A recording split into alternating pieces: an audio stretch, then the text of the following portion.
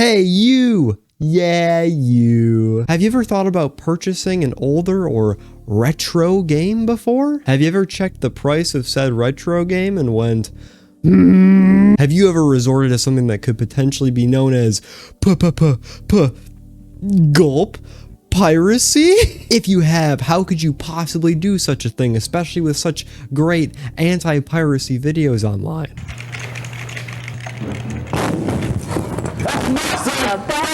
Well, the truth is that piracy exists because it has to. It's practically become a necessity, and this goes for pretty much any industry, like video games, music, movies. But video games take the crown for needing piracy the most for so many goddamn reasons. Lack of preservation, what the fuck price, terrible ports, terrible remasters, inaccessibility. Whatever the case, piracy is the best way you can actually play these games in their pristine, perfect 10 out of 10 graded form.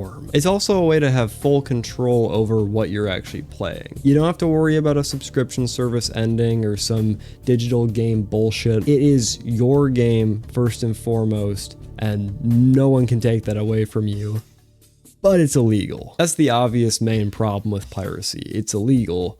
That's not going to stop you, is it? And I think this is due to, again, like the previous reasons, but also because if you actually want to legally and legitimately purchase these games, they will burn a fucking hole in your wallet and through the floor. They go for a much higher price than you would ever imagine. Like if you're looking for some PS2 or Xbox games, you could genuinely find a lot of these games for a good price if you're on a budget. Nintendo games though, what the fuck? Nintendo and piracy is a battle older than time itself, and I think a lot of it has to do with it kind of ruining their plan of overpricing everything they sell. They will sell DK Tropical Freeze on the Switch for $60, even though it's just a port of a Wii U game. It does have funky mode though, so it's actually very justified. Same thing goes for Skyward Sword, except that's even more outrageous because it's just a straight up Wii game. Mario 3D All-Stars, somehow even more outrageous, and perhaps one of the dumbest ways you can spend your money. 3 old 3D Mario games for $60. No major graphical enhancements, no extra content, no Galaxy 2, and to top it all off, it is a limited release, so the only way you can get it now is on eBay, fucker. Why do people keep buying a $60 Mario remaster? Because unless they pirate the original game, that's it. That's all you get. Even though Nintendo is more than capable of porting all these games, even though they had it for like $10 on the Wii U eShop, they won't because people keep buying this shit. I know it might sound very bleak and blunt, but that is genuinely what is happening, and it's very annoying because these aren't like major graphical upgrades like with any sort of Dead Space remake or Resident Evil 4. It's the same thing for the Thousand Year Door remaster too, and it's like I would much rather just pay for the original game. They both, like the Mario RPG and Thousand Year Door, both look amazing still on the GameCube and SNES. Like I'd much rather just pay $5 to $10 for just the old port in like 1080p. The games still look pretty good. I don't want to fucking spend $60 just for a graphically enhanced version of a game that already looked good on the original console. And the ways to actually buy these games legally are so pricey and ridiculous, and half the time they don't even work. Let's say you want to play a Wii game, maybe some WarioWare Smooth Moves, Smash Bros. Brawl, fucking Smurfs Dance Party. Especially with the Wii U eShop gone, these games are basically just landlocked to the Wii, so now you gotta get a fucking Wii. It's decently cheap on eBay, so that gives you some hope, and holy shit, some of these games are actually reasonable prices. You're ecstatic. It arrives about a week later. You plug the Wii into your TV, and it looks like dog shit. Yeah, buddy, this is an HD TV, which doesn't work very well with RGB cables, which is what you have, dumbass. Yeah, that would work more with like a CRT TV or just some sort of older TV in general. So if you still want to use your Wii that you purchased with real money, and you don't want it to go to waste because you used real money on it, well, now you have to get an HDMI converter for it. It says it'll boost the output quality, which is a fucking lie, and it will also apparently give you lots of input lag. But you don't know any of this, and I mean, when you get the HDMI converter, it actually works pretty well with your TV, but not with your monitor for some reason. See, this is just me spitballing. This is definitely not based off personal experience, but if your TV is, say, a little too high, and it will strain your neck if you keep using it for long periods of time, and the monitor is a bit shorter on the height side, you want to do stuff with the monitor more frequently than not. But you now have the audio cutting in and out every couple seconds for some reason, and you feel the need to refund this HDMI converter, which is why there's no footage of it. And now you're frustrated because you have all this shit that just doesn't work properly. And you have this nunchuck now too. It looks like it was used as a baboon's personal toothbrush. No, this is not based off of a personal experience of mine. Shut the fuck up. This is why piracy is so strong. Yeah, you could buy this, and then you have to buy this, and then you have to wait a bit, and then you have to plug all the shit in and make sure the batteries are the right size and that they're working, and then, oops, something didn't work. Well, now we gotta buy this, and then or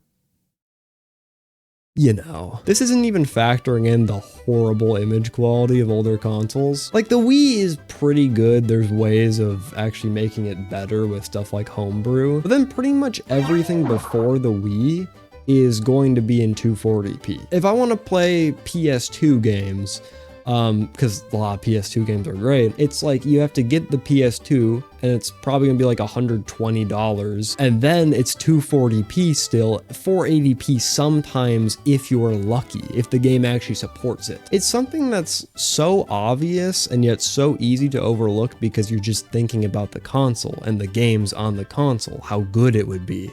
And then you have the harsh reality of, wow, this looks like fucking dog shit. But there is still a way to enhance the image quality. It's called a RetroTink accessory, and you can get a RetroTink 5X, which can enhance the image quality to 1080p. Perfect! That's what I want! And what's that? It's more expensive than buying a Switch? This is where emulation comes in extremely clutch, because if you have a ROM of a game that you want to play, all of this is over. Why would I buy a RetroTink for $325 or even $80 when I could just emulate the game and get better results? Not only can you go far above the RetroTink image quality, but you've also got stuff like VSync. You can change how the game will fit on the screen, anti-aliasing, texture filtering. I don't know what a lot of these things do, but I do know they make everything better. And the best part is if you pirate the games and you plop them down on the emulator, everything is free. Again though, it's also really bizarre how legality works surrounding this stuff. Like, obviously piracy is illegal, but if you have a disc dumper to dump the games that you legally own, like, sometimes that's okay. I think I've heard mainly two things with this, which is you can't dump the games, it's illegal because somehow the file and the copy of the game are two separate entities. What if I own a legal copy of the game? Then can I do it? Nope! These are two separate copies. Owning one hose reel doesn't give you the legal right to steal another. But I've also heard the exact opposite, and it's completely fine. Buying a game, dumping its contents onto a computer, loading the console's files into an emulator, and then playing that game on the emulator is 100% a-okay. No matter how much Sony and Nintendo wish it wasn't. Main thing to remember is it's up to the law to decide if it's legal or not. So if Nintendo or Sony were to just say like, guys, you can't do that, guys, don't do that, it's like, no, I can because the law says I can. Also, you don't own a single game you own. It's a little bit of a jump scare right there. This goes back to my control point that I made before, but if you've ever read an EULA from EA, you know exactly what I'm talking about. They specifically state that, no, you don't own any physical or digital games that you own, but you have a license, buddy. What the hell is the difference? Your sweet, innocent mind is pondering currently. Well, the license is revocable at any time. I don't even understand how this shit would ever be enforced with like physical games. My assumption is it's more about control. I want to link a Reddit post down below just showcasing like exactly what companies want when it comes to Control, a lot, especially online only stuff. It's really fucked. Control is why every one of these executives feels like Mr. Krabs on steroids. Making sure that you don't own games or trying to get people to be comfortable with not owning games. Forcing you to sign anti-consumer EULAs just to play the game, and making sure the game is online only are things that have become extremely common. The Crew, great example. It was recently delisted by Ubisoft because it's an online only game and it's basically treated as an expense now. And the most fucked up part is there is an offline mode in the game. Everyone is asking for an offline mode, but the Crew actually always had an offline mode. It's just hidden from normal players like us. What Ubisoft or Ivory Tower have to do to allow us to keep playing this game forever is flipping a switch. Yeah, you heard me right.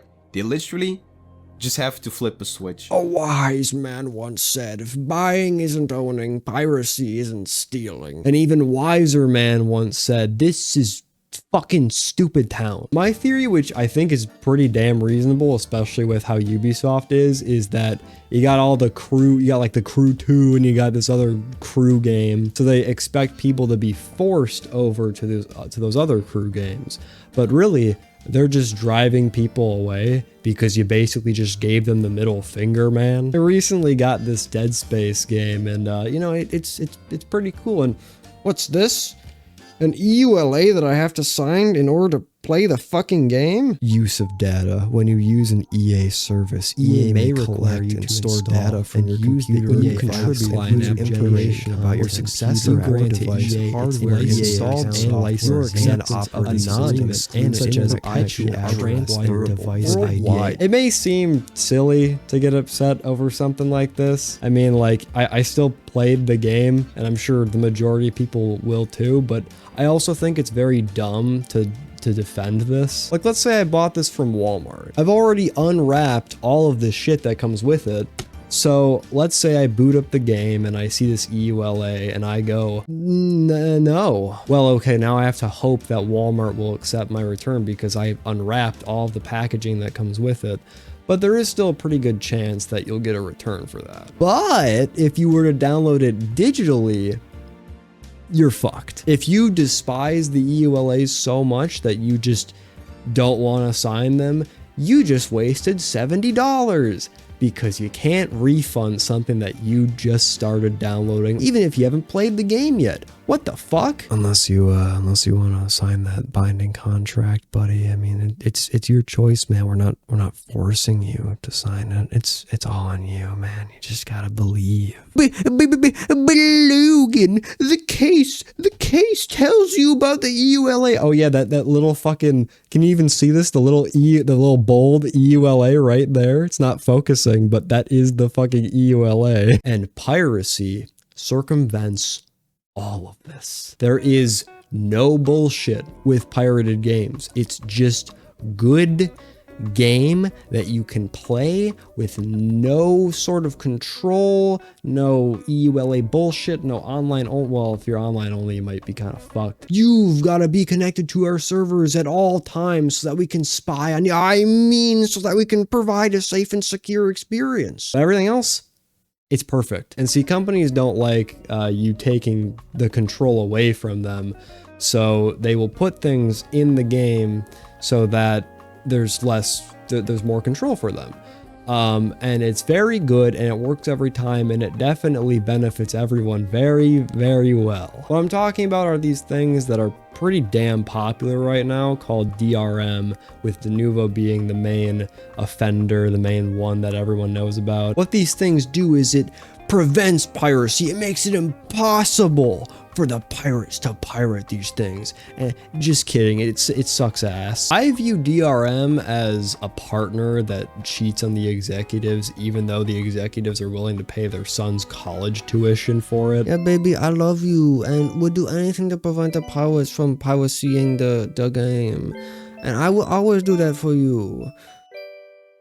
awesome fucking performance. There are countless examples of these anti-piracy softwares just fucking the performance for people that have legally purchased the game. The funniest part, I did this where it's like anti-piracy softwares because these things are cracked within sometimes hours of the game's release. South Park, Middle-earth, Warhammer 2, FIFA 18, they all got cracked the day the game came out. Resident Evil 4 Remake had, let me see right here, De Nouveau 18, Secure DLC V2, VM Protect, and Capcom Anti-Tamper, and it was still cracked within months. Hitman 2 was cracked before the game released. The executives are so terrified that just a couple hundred or even thousands of people will pirate their game, and they will actively hurt the game for the millions of people that have legitimately purchased the game.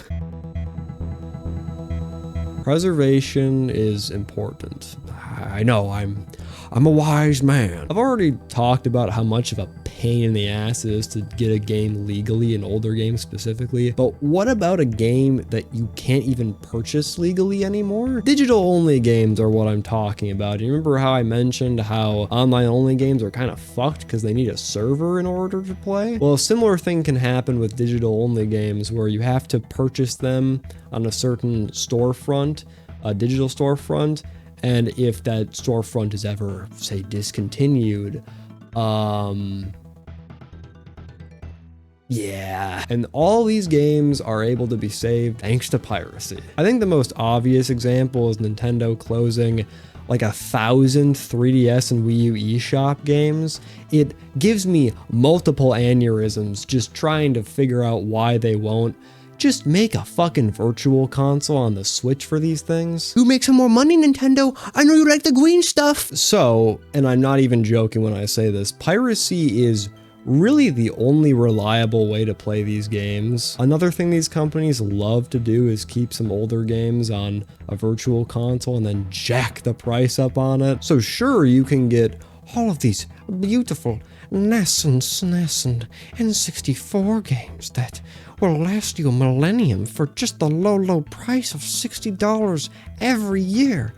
Or you could just pirate the game that you actually want to play. Like, be honest with yourself. How many of these fucking games are you actually going to play? On top of that, how many of these NES games can you actually beat, even with save states? On top of that, if you're paying for these subscription services, you don't own shit. Let's say you just started playing Ocarina of Time and you love the game. You're fucking drooling over it. Cut that out. So over the course of about a month, you play the game to beating it, and then you just kind of drop it for about 10 months. Then you watch a video on YouTube glazing over Ocarina of Time about how good it is, and then you remind yourself, oh yeah, I have that on the NSO service, and now I want to 100% the game. But because it's a subscription service, you only have an extra month to play the game, which is nowhere near the amount of time you need. It's time to cough up another $60, buddy. And the cycle repeats itself over and over and over again.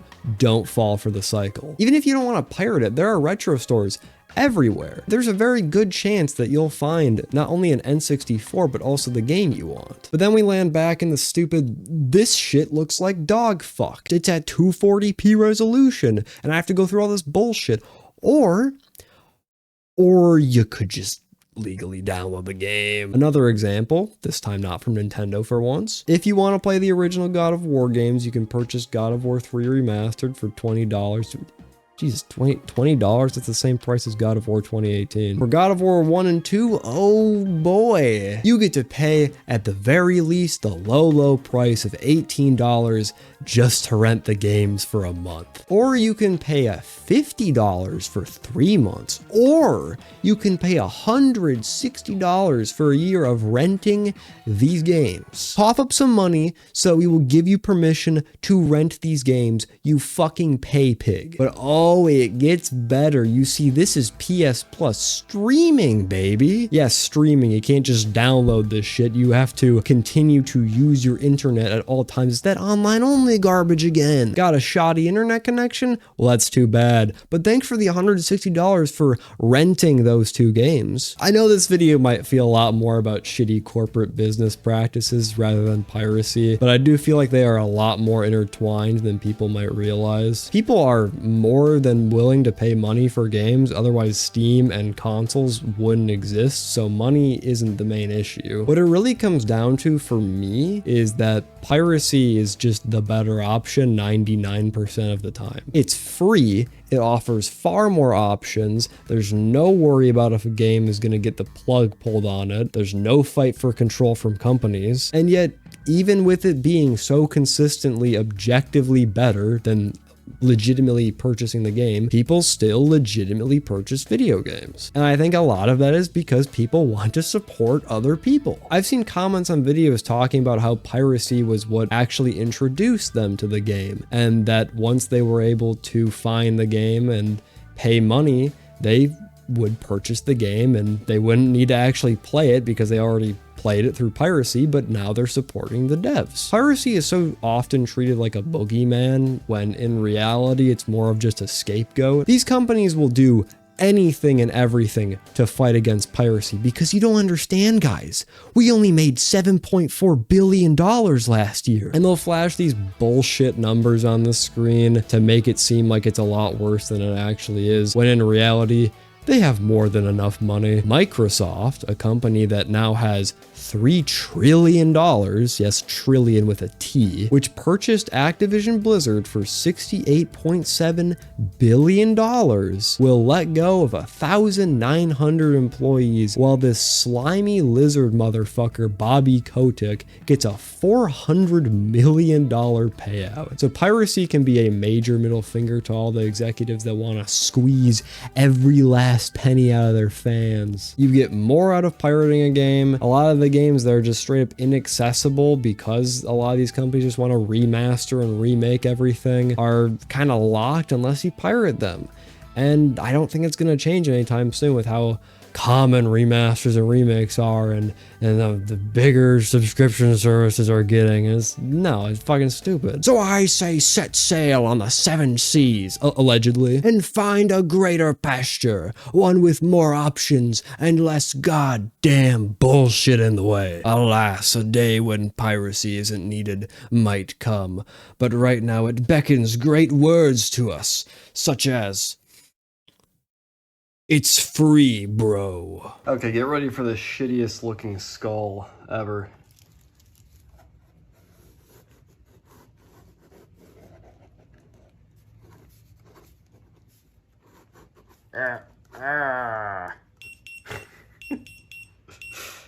There's my, arg.